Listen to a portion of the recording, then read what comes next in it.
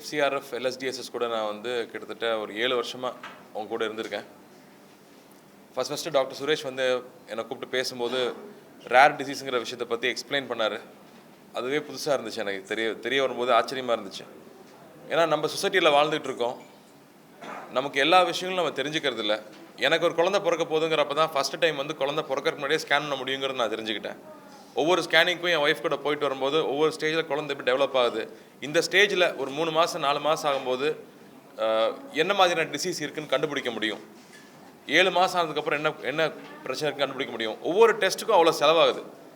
சரி, என்னால் வந்து அது செலவு பண்ண முடியுது, எல்லாருனாலையும் செலவு பண்ண முடியுமா அப்படிங்கிறது பெரிய கேள்விக்குறியாக இருக்குது. ஏன்னா ஒரு குழந்தை ஆரோக்கியமாக பிறக்கிறதுங்கிறது அந்த குடும்பத்துக்கே ரொம்ப முக்கியமான ஒரு விஷயம். நீங்கள் குழந்தை பிறக்கிறதே வந்து நிறைய கஷ்டமாயிட்டு இருக்கும்போது ஒரு குழந்தை வந்து ஆரோக்கியமாக பிறக்கிறது வந்து ரொம்ப முக்கியமான விஷயமா இருக்குது. அப்படிங்கும்போது ஒவ்வொரு ஸ்டேஜ்லையுமே அந்த குழந்தை ஆரோக்கியமாக இருக்கான்னு செக் பண்ண முடியும். நம்மகிட்ட இந்த டெக்னாலஜி இருக்குது. ஆனால் டாக்டர் சொல்லிகிட்டே இருப்பாங்க, எத்தனை பேர்னால அதை அஃபோர்ட் பண்ண முடியும். அது வந்து அரசாங்க ஆஸ்பத்திரியில் இருந்தால் மட்டுமே தான் எல்லாரும் போய் தெரிஞ்சுக்க முடியும். எனக்கு பொண்ணு பிறக்கும் போது தான் வந்து ஒரு குழந்தை பிறக்கிறது எப்படி, அந்த குழந்தை பிறந்ததுக்கப்புறமா அந்த குழந்தைக்கு 3 மாதத்துக்கு ஒரு அம்மா எப்படி ஃபீட் பண்ணுறது எப்படி. முதல்லாம் வீட்டில் பாட்டி இருப்பாங்க, தாத்தா இருப்பாங்க, வீட்டில் இருக்கிற அத்தனை பேருக்கும் ஒரு குழந்தைய வளர்க்குறது எப்படின்னு தெரியும். ஆனால் இன்றைக்கி பார்த்தோம்னா ஒரு வீட்டில் வந்து பெற்றவங்க கிடையாது, பக்கத்தில் தனியாக இருக்காங்க, ஹஸ்பண்ட் ஒய்ஃப் மட்டும் இருக்காங்க. அவங்களுக்கு எந்த கைடன்ஸும் கிடையாது, வெறும் கூகுள் தான் இருக்குது. கூகுளில் வந்து ஒவ்வொருத்தரும் ஒரு விஷயம் சொல்கிறாங்க. நானே இதை பண்ணியிருக்கேன். எங்கள் அம்மா இருந்தாங்க, எங்கள் அம்மாவுக்கு எங்களை வளர்த்து 30 வருஷம் ஆயிடுச்சு. அப்போ வந்து ஒரு குழந்தை வளர்க்குறது வந்து எங்கள் அம்மாவுக்கே 30 வருஷத்தில் மறந்து போயிடுது. 30 வருஷத்துக்கு அப்புறம் தான் ஒரு குழந்தை பிறக்கிறது ஒரு குடும்பத்தில் நடக்கிற நிகழ்ச்சியாக இருக்கும்போது அந்த நாலேஜ் சுத்தமாக இல்லை. முதல்ல பாட்டி இருப்பாங்க, அவங்க எல்லா விஷயமும் தெரியும், ஞாபகம் வச்சு ஒவ்வொரு விஷயமும் சொல்லுவாங்க. நம்ம அதை இழந்துக்கிட்டே இருக்கோம். ஆனால் இன்றைக்கி டெக்னாலஜி இவ்வளோ வளர்ந்துருக்கும் போது நிறையா விஷயங்கள் இருக்குது, ஆனால் அதுக்கான படிப்பினை நம்மக்கிட்ட சுத்தமாகவே இல்லை அப்படிங்கிறதான் உண்மை. அதான் அவர் சார் சொல்லும்போது சொன்னார், 10ஆவதுலேருந்தே குழந்தைங்களுக்கு வந்து இந்த மாதிரி குழந்தை பிறக்க போகுதுனாலே அது ஸ்கேனிங்லாம் இருக்குங்கிறது சொல்லிக் கொடுக்கணும். அப்போ தான் அவங்க பெருசாக வரும்போது இது அவைலபிளாக இருக்குன்னு அவங்களுக்கு தெரிய வரும். அந்த நாலேஜ் வந்து சின்ன வயசுலேருந்து நம்ம சொசைட்டியில் அந்த நாலேஜ் இருந்துக்கிட்டே இருக்கணும். நான் கேட்டே இருந்தேன், எனக்கு குழந்தை பிறக்கும் போது தான் இந்த விஷயம் தெரிய வருது, இவ்வளோ வருஷமாக எனக்கு யாருமே சொல்லலையே அப்படின்னு நான் கேட்டுகிட்டே இருந்தேன். எங்கள் அம்மா கிட்ட கூட கேட்டுட்டு இருந்தேன். ஸோ அந்த படிப்பினை நம்மக்கிட்ட சுத்தமாக இல்லை. நார்மல் குழந்தைக்கே இந்த விஷயத்தை நான் சொல்கிறேன். ஆனால் ஒரு குழந்தை ஒரு சின்ன குறைபாடோடு பிறந்துச்சுன்னா அந்த குடும்பம் என்ன கஷ்டப்படும்னு நம்மளால் வார்த்தையில் சொல்லி புரிய வைக்கவே முடியாது. ஏன்னா இந்த சொசைட்டி ஆரம்பிக்கப்பட்டதே வந்து ஒரு பேரண்ட்ஸ் மூலமாக தான் ஆரம்பிச்சிருக்காங்க. என் குழந்தைக்கு எப்படி இருக்குது, இன்னொரு குழந்தைக்கு எப்படி இருந்தால் என்ன பண்ண முடியும். எனக்கு மாதம் 40,000 சம்பளம் வாங்கிட்டு இருக்கேன், 30,000 சம்பளம் வாங்குறோம், என்ன பண்ணுவான்னு சொல்லி ஒரு பேரண்ட் யோசிச்சது தான் இன்றைக்கி இந்த சொசைட்டியே இருக்குது. அப்போ டாக்டர் இருந்தாங்க, டாக்டருக்கு இந்த விஷயம் தெரிய வந்துச்சு. அப்போ நம்ம என்ன பண்ண முடியும்னு சொல்லிட்டு இவர் FCRFன்னு ஒரு சொசைட்டி ஆரம்பிக்கிறாரு. அது மூலமாக ஹெல்ப் பண்ணுறாங்க. ஆனால் அதில் வந்து ஒரு 85 குழந்தை 100 குழந்தைக்கு தான் பண்ண முடியுது. ஆனால் ரெஜிஸ்டரான குழந்தைங்க 450 குழந்தைங்க இருக்குது. இந்த 450 குழந்தைங்களுக்கு யார் பதில் சொல்ல போகிறாங்க. இவங்க எல்லாருமே நம்ம கூட தொடர்பு கொண்டவங்க. தொடர்பு கொள்ளாமல், விஷயம் தெரியாமல், குழந்தைக்கு என்ன பிரச்சனைன்னே தெரியாமல் நிறைய பெற்றோர்கள் இன்னும் கஷ்டப்பட்டு இருக்காங்க. நான் ஃபஸ்ட் மீட்டிங் வரும்போது ராஜஸ்தான்லேருந்து ஒருத்தர் வந்து ரோட்லேயே படுத்திருக்காரு 3 நாளாக. என் குழந்தைக்கு ஏதாவது ஒரு கிடச்சிடாதுன்னு. குழந்தைங்க சாதாரண விஷயம் கிடையாது. ஸோ இந்த அவேர்னஸ் ரொம்ப முக்கியம். வருஷம் இதை சொல்லிகிட்டே இருக்கோம். இந்த வருஷம் மறுபடியும் சொல்கிறோம். ரேர் டிசீஸுங்கிறத பற்றி நான் வந்து ஈஸியாக சொல்லணுன்னா, நம்ம பாடியில் சுரக்கிற என்சைம் வந்து கம்மியாக போகும்போது ஒவ்வொரு சின்ன ஒரு செல்லும் வந்து அதுக்கு எக்ஸ்கிரீஷன் இருந்துகிட்டே இருக்கும்.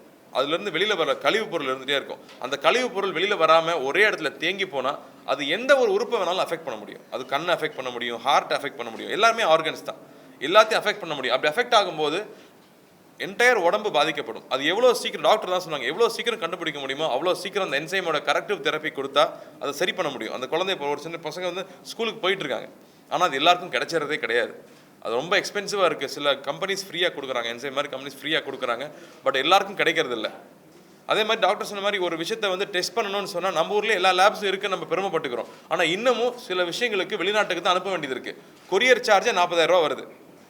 நாங்கள் ஒரு படத்துக்கு வந்து ஒரு பிரிண்ட்டை வெளியே அனுப்புகிறோம்னா 40,000 ரூபா அனுப்புகிறோம், அது வியாபாரம். ஆனால் இங்கே ஒரு குழந்தையோட டெஸ்ட் பண்ணுறதுக்கு வெளிநாட்டுக்கு அனுப்பணுங்கிறது வருத்தமான விஷயம். இங்கே நம்ம அவ்வளோ டெக்னாலஜி பண்ணிட்டோம், ராக்கெட் அனுப்பிச்சிட்டோம், everything we are doing, spending everything for defense. இன்றைக்கி டிஃபென்ஸ் ரொம்ப முக்கியமாக இருக்குது. இருந்தாலும் எவ்வளோ சாதனைகள் பண்ணும்போது நம்ம ஊரில் ஏன் இந்த லேப்ஸ் இன்னும் இல்லை. நம்ம ஊரில் சப்சிடைஸ் ரேட்ஸ் அந்த லேப்ஸ் வரணும். இங்கே ஈஸியாக டெஸ்ட் பண்ண முடியணுங்கிறது ரொம்ப இம்பார்ட்டண்ட்டாக இருக்குது. அந்த மாதிரி testing facilities, continuous awareness facilities, அப்புறம் இந்த மெடிசின்ஸ் நம்ம ஊரில் இல்லாத விஞ்ஞானிகளா, நம்ம ஊரில் செய்ய முடியாத விஷயங்களா. இதில் ஒரே ஒரு முக்கியமான விஷயம் என்னென்னா, கவர்மெண்ட்டு இதுக்கு ஃபண்ட்ஸ் அலோகேட் பண்ணணும். ஆல்ரெடி வந்து இப்போ சார் சொன்ன மாதிரி இப்போ நாங்களும் வந்து நடிகர் சங்கம்னு ஒரு விஷயம் பண்ணிகிட்டு இருக்கோம்னு சொன்னால் எல்லா விஷயத்தையும் ஒரே டைமில் பண்ண முடியறதில்ல. ஆனால் எல்லாத்துக்கும் ஒரு சின்ன ஒரு ஃபண்ட் ஒதுக்க வேண்டியது இருக்குது. இதுக்கும் ஒரு ஃபண்ட் ஒதுக்குங்க அப்படிங்கிறது தான். அதில் கொஞ்சமாவது ஹெல்ப் ஆகும். இப்போ நான் வந்து சின்ன சின்ன ஹெல்ப் பண்ண முடியுது, ஆனால் அந்த ஹெல்ப் வந்து பெருசாக யூஸ் ஆகிறது இல்லை. உதாரணத்துக்கு ஒரு குழந்தைக்கு வந்து ஒரு இடுப்புலையோ கையிலையோ ஒரு பிரச்சனை இருக்குன்னா ஸ்கூலுக்கு போயிட்டு இருக்கிற குழந்தை பென்சிலை பிடிச்சி எழுத முடியாது. அப்போ ஒரு சின்ன சர்ஜரி பண்ணால் அந்த குழந்தை திரும்ப ஸ்கூலில் போய் படித்து எழுத முடியும். அதுக்கு ஒரு 60,000 தான் செலவாகும். ஸோ நம்ம ஒரு சின்ன ஃபண்டை ஒதுக்குனா கூட அவங்களோட லைஃப்பை கொஞ்சமாவது ஈஸி பண்ண முடியும். ஸோ நம்ம அரசாங்கம் ஏற்கனவே வந்து டெஸ்ட் பண்ண சொல்லியிருக்காங்க, எத்தனை குழந்தைகளுக்கு இந்த மாதிரி குறைபாடுகள் இருக்குன்னு. ஸோ பெருத்தவங்க இப்போ ஹாஸ்பிட்டலுக்கு போய் டெஸ்ட் பண்ணிக்கிட்டு இருக்காங்க. டெஸ்ட் பண்ணி இந்த குழந்தைக்கு இந்த குறைபாடு இருக்குங்கிறத இப்போ சர்டிஃபிகேட் கொடுக்க ஆரம்பிச்சிருக்காங்க. இப்போ ஒரு 30 குழந்தைக்கு பண்ணியிருக்காங்க. இந்த டெஸ்டிங் முழுசாக முடிஞ்சிச்சுன்னா அப்போ எத்தனை தேவை இருக்குது, நம்ம ஊரில் எவ்வளோ தேவை இருக்குதுன்னு தெரிய வரும். அது தெரிய வந்தால் அதுக்கான ஃபண்ட் அலோகேஷன் இருக்கணும். முதல்வர் அம்மா அவர்கள் வந்து இப்போ உடல்நிலை நல்லா ரெடியாகி வந்துட்டுருக்காங்க. அவங்க உடல்நிலை பூரணமாக குணமாகி வரணும்னு நம்ம ஆண்டவனை வேண்டிப்போம். அவங்க வந்த உடனே இந்த இஷ்யூவையும், ஏகப்பட்ட பிரச்சனைகள் இருக்குது நம்ம நாட்டில், நிச்சயமாக எல்லாருக்கும் தெரியும். ஒரு பிரச்சனை 2 பிரச்சனையில் பொறுப்பில் இருந்தால் தான் அந்த கஷ்டம் தெரியும். இதையும் அவங்க எடுத்து இதுக்கும் அவங்க செவி சாய்க்கணும்னு நான் அவங்கள தாழ்மையுடன் கேட்டுக்கிறேன். அரசு அதிகாரிகளும் நான் வந்து தாழ்மையுடன் கேட்டுக்கிறேன். தேங்க்யூ. ஏன்னா இந்த குழந்தைங்களும் சிரிக்கணும், இந்த குழந்தைங்களும் போய் விளையாடணும், இந்த குழந்தைங்களும் ஸ்கூலுக்கு போடணும், அவங்களுக்கு ஒரு எதிர்காலம் வேணும். டாக்டர் இப்போ ஒரு 350 வந்து நம்ம மையத்தில் வந்து ஒரு 420 குழந்தைகள் வந்து பதிவாயிருக்காங்க. அதில் சுமார் ஒரு 30-40 குழந்தைகள் வந்து தவறிட்டாங்க. இப்போ இல்லை, இப்போது ட்ரீட்மெண்ட்லாம் கிடைக்காதனால அந்த 400 குழந்தைலாம் 30 குழந்தைகளுக்கு தான் இப்போ ட்ரீட்மெண்ட்டுன்னு கிடைக்கிது. பாக்கி பேருக்குலாம் இன்னும் ட்ரீட்மெண்ட் ஆரம்பிக்கலை. அண்ட் சில நோய்களுக்கு இன்னும் ட்ரீட்மெண்ட் வரல. வந்த நோய்களுக்கே இன்னும் ட்ரீட்மெண்ட் வந்து அவைலபிளாக இல்லை. ஸோ அதுதான் இப்போ எங்களோட கோரிக்கை. இப்போ வந்து கவர்மெண்ட் ஹாஸ்பிட்டலில் எங்கள் சென்டரில் கண்டுபிடிச்ச குழந்தைகளை வந்து ஸ்க்ரீன் பண்ணி இது இந்த நோய் தான், இதுக்கு வந்து ட்ரீட்மெண்ட் தேவைங்கிற அந்த பதிவு வந்து நடந்துகிட்டு இருக்குது. குழந்தைகள் ஹாஸ்பிட்டலில் ஒரு 25 குழந்தைகள் அந்த மாதிரி பதிவு பண்ணி பரிசோதனை பண்ணியிருக்காங்க. கொஞ்சம் வயசு கூடின குழந்தைகள் வந்து கவர்மெண்ட் அந்த ராஜீவ்காந்தி ஹாஸ்பிட்டலுக்கு போகணும். ஸோ அங்கே யார் மருத்துவர் ஸ்க்ரீன் பண்ணுவாங்க என்னென்னு யோஜனை பண்ணிகிட்ருக்காங்க. அது முடிஞ்சால் தான் நமக்கு வந்து இத்தனை நோய் இருக்கிற குழந்தைகள் இருக்குங்கிறதே கவர்மெண்ட்டோட பதிவில் போனால் தான் அவங்க அதுக்கு ஏற்றபடி ஒரு நிதி உதவி அளித்து இந்த ட்ரீட்மெண்ட், நான் சொன்ன மாதிரி இந்த என்சைம் ட்ரீட்மெண்ட் மாத்திரம் கிடையாது, குழந்தைகளுக்கு வந்து ஆப்ரேஷன் தேவைப்படும், பீரியாடிக்காக ரத்த டெஸ்ட் தேவைப்படுறது, ஸ்கேன் தேவைப்படுது, எம்ஆர்ஐ தேவைப்படுது. இந்த மாதிரி விஷயங்களுக்கெல்லாமும் ஃபண்டு தேவைப்படுறதுனால கவர்மெண்ட் வந்து இது ஒரு இதுவாக ஒரு ப்ரோக்ராமாக எடுத்து செஞ்சால் தான் இந்த குழந்தைகளுக்கு வந்து அது ஒரு பெனிஃபிட்டாக இருக்கும்னு. தமிழ்நாட்டில் எவ்வளவுன்னு இன்னும் எண்ணிக்கையே தெரியாது. எங்ககிட்ட பதிவான குழந்தைகள் வந்து 420 போல. இதில் முக்கியமான விஷயம் என்னன்னா, ஒரு குழந்தை ஒரு வீட்டில் பிறந்துச்சுன்னா அடுத்த குழந்தையும் அதே மாதிரி பிறக்கிறதுக்கு சான்ஸ் இருக்குது. முதல் குழந்தை இப்படி பிறந்துருச்சேன்னு சொல்லி இமீடியட்டாக அடுத்த குழந்தை பெற்றுக்குவாங்க, அந்த குழந்தையும் அதே பிரச்சனை இருக்கும். ஸோ இமீடியட்டாக ஸ்கேன் பண்ணி அதை புரிஞ்சிக்க வேண்டியது ரொம்ப ரொம்ப இம்பார்ட்டண்ட்டாக இருக்குது. இந்த அவேர்னஸ் கிடையாது. நமக்கு டெய்லி வந்து நியூஸ் மாறிட்டே இருக்குங்கும் போது நம்ம அந்த கற்றுக்கிற விஷயம் நின்று போயிடுது. ஸோ வருஷம் பத்தாது ஆக்சுவலாக. பட் அடிக்கடி இதை திரும்ப ஞாபகப்படுத்திகிட்டே இருக்க வேண்டியதாக இருக்குது. நம்ம சொசைட்டியில் ஒரு விஷயமா புரிஞ்சுக்கணும். ஒரு குழந்தை ஆரோக்கியமாக பிறக்கிறதுக்கு நம்ம நிறையா போராடணும். முன்ன மாதிரி கிடையாது. இப்போ நம்ம சாப்பிட்ற கெமிக்கல்ஸ்லையும், இப்போ நம்ம சாப்பிட்ற எல்லா பொருளுமே வந்து ஆர்கானிக் கிடையாதுங்கும் போது நம்ம சிஸ்டம்லாம் நம்ம புரிஞ்சுக்கணும். ஒரு குழந்தை ஆரோக்கியமாக பிறக்கிறதுக்கு பெற்றவங்களாம் நாம் நிறைய கேர் எடுத்துக்கணும் அப்படிங்கிறது. ஆக்சுவலாக 7 வருடமாக இருக்கீங்கன்றீங்க. இதுக்கு முன்னதாக இதே கோரிக்கையை வலியுறுத்தி தமிழக அரசுக்கோ இல்லை அமைச்சருக்கோ நீங்கள் கொடுத்துருக்கீங்க? இல்லை, ரெகுலராகவே இந்த ப்ராசஸ் போயிட்டே இருக்குங்க. நான் சொன்ன மாதிரி நிறையா பிரச்சனைகள் இருக்குது ஒரு நாட்டில். எல்லாத்தையும் ஒரே டைமில் பண்ண முடியாது. பட் மறுபடியும் வலியுறுத்துறது தான் இதில் ரொம்ப முக்கியமாக இருக்குது. இத்தனை வருஷம் பண்ணதில் தான் போன வருஷம் கவர்மெண்ட் ஸ்க்ரீனிங் ஆரம்பிச்சிருக்காங்க. இப்போ டாக்டர் சொல்லிட்டு இருந்தாங்க, இப்போ நிறைய பேர் ட்ரெயின் பண்ணி அந்த ப்ரீநாட்டல் ஸ்க்ரீனிங், குழந்தை பிறக்கிறதுக்கு முன்னாடி இருக்கிற ஸ்க்ரீனிங் இப்போ நிறையா அரசு மருத்துவமனையில் கொண்டு வந்திருக்காங்க. அது டாக்டர் நிறைய பேர் ட்ரெயின் பண்ணியிருக்காங்க. ஸோ இப்போ அது நடந்துகிட்டு இருக்கு. ஸோ படிப்படியாக அதுக்கான இம்ப்ரூவ்மெண்ட் வந்துட்டு இருக்கு. பட் இது இப்போ நம்ம இப்போ நல்லா தரணும். இப்போ இன்னுமே பண்ண முடியும்ப்பா. ஆல்ரெடி ஒரு ஸ்டெப் வந்துருச்சு. ஸோ இது அடுத்து இன்னும் கொஞ்சம் செவிசாச்சு புஷ் பண்ணோம்னா ஒரு 10 குழந்தையா நல்லா இருக்கட்டுமேன்னு சொல்கிறேன். இது முக்கியமான லைஃப் லாங் ட்ரீட்மெண்ட். ஏன்னா உடம்புல வந்து ஒரு என்சைம் சுரக்கலை, ஒரு ஜெனட்டிக் குறைபாடுனால. ஸோ அதனால் அந்த சுரக்காத என்சைம் வந்து நம்ம வெளியிலேருந்து கொடுத்து தானே ஆகணும். ஸோ அது லைஃப் லாங்காக கொடுத்து தான். முக்கியமான விஷயம் என்னென்னா, இது முதல் குழந்தைக்கு இதுதான் பிரச்சனைன்னு நம்ம கண்டுபிடிச்சிட்டோன்னா அடுத்த வாட்டி அவங்க கர்ப்பமாகும்போது முதல் 3 மாதத்துக்குள்ளேயே இது இருக்கா இல்லையான்னு கண்டுபிடிச்சிடலாம்.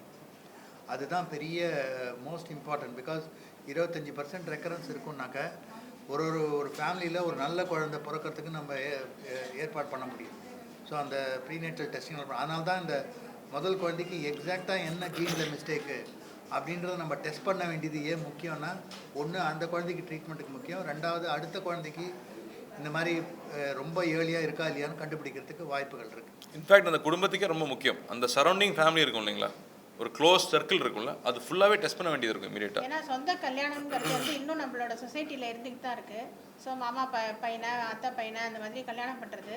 ஸோ அந்த ஒரு மரபணு குறைபாடு ஒரு ஃபேமிலியில் இருந்தால் அந்த ஃபேமிலியில் வந்து அந்த மாதிரி குழந்தைகள் பிறக்கிறதுக்கு வந்து நிறையா ரிஸ்க்கு. ஸோ அதனால அந்த இப்போ சார் சொன்ன மாதிரி கூடி இருக்கிற சொந்தங்கள்லாம் டெஸ்ட் பண்ணிக்கணும் அப்படின்னா ஒரு ஃபேமிலியில் இந்த மாதிரி குழந்தை பிறந்தது வேறு யாராவது சொந்த திருமணம் பண்ணியிருந்தாங்கன்னா அவங்களுக்கெல்லாமும் டெஸ்ட் பண்ண வேண்டிய நிர்பந்தம் ஏற்படுது.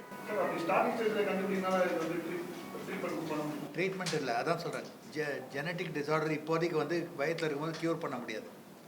ஸோ அதனால் இப்போது ஒரு 3 மாதத்துக்குள்ளே நம்ம கண்டுபிடிச்சிட்டோம்னாக்க இப்போ அந்த ப்ரெக்னன்சியை டிஸ்கண்டினியூ பண்ணிட்டு நெக்ஸ்ட் டைம் பெட்டர் குழந்தை பிறக்கணும்னு பார்க்கணும். அண்ட் முன்னாடி கண்டுபிடிச்சோன்னா இப்போ ட்ரீட்மெண்ட் அவைலபிளாக இருந்தால் அந்த ப்ரெக்னன்சியை கண்டினியூ பண்ணலாம்.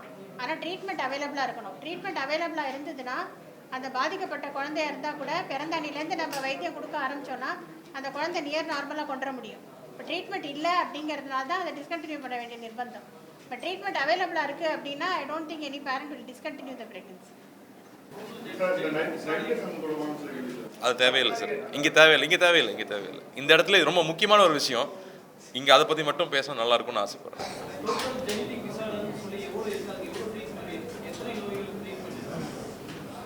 எத்தனை வெரைட்டிஸ் ட்ரீட்மெண்ட் இருக்கு? நிறைய இருக்குது சார். ஒரு 4000-5000 நோய்கள் நமக்கு தெரிஞ்சு இருக்குது. அதில் சுமார் ஒரு 100 நோய்களுக்கு ட்ரீட்மெண்ட் இருக்கும். ட்ரீட்மெண்ட் இல்லை, சப்போர்ட் இருக்குது. ட்ரீட்மெண்ட்னா சப்போர்ட் கூட கொடுக்கலாமே, கியூர் கிடையாது. ஸோ பட் சப்போர்ட்டிவ் ட்ரீட்மெண்ட்டுன்னு நிறைய எல்லா ஜெனட்டிக் நோய்க்குமே சப்போர்ட்டிவ் ட்ரீட்மெண்ட்டுன்னு கொடுக்கலாம். ஸோ அவங்க குவாலிட்டி ஆஃப் லைஃப்பை டெஃபினட்டாக பெட்டர் பண்ணுறதுக்கு வாய்ப்புகள்.